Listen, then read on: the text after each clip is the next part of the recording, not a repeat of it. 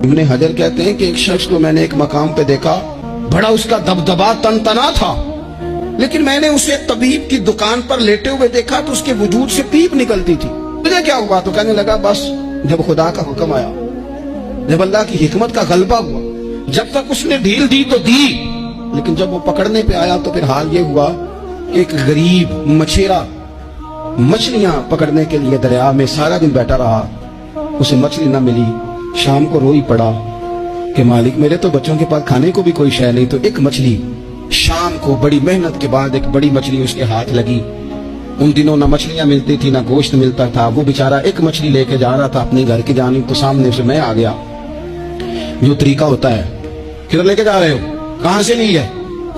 تو کہتے اس نے کہا صاحب مجھے پتا ہے آپ مجھ سے چھین لیں گے، لیکن میرے بچے صبح سے بھوکے ہیں، یہی میرا روزگار ہے، آج مجھے کچھ نہیں میسر آیا، میں نے اس مچھلی کو لیا ہے۔